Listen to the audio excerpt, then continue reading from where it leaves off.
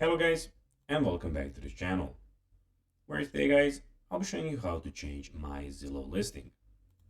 So guys, the first thing that you of course need to do is go to Google and type in Zillow.com.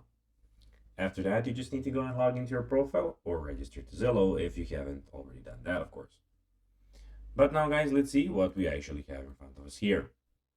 So as you can see in the top left corner, we have the buy, we have the rent, sell, home loans, find an agent. In the top right corner, we have manage rentals, advertise help, and your profile picture, and the search bar here. But now guys, let's see how you can actually go and change my Zillow listing. So it is pretty simple, and you just need to go and follow these few steps. Visit the Zillow website and log into your account. Click on your profile icon in the top right corner and select your home from the menu. Click here and select your home. Click on the tile from your home to load the property page. Of course, you'll have your home here. I don't have at the moment, but you will have it when you add it.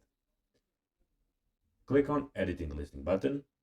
Make the necessary changes to your listing, such as updating the price, adding remove photos, editing home facts, or changing the status of your listing.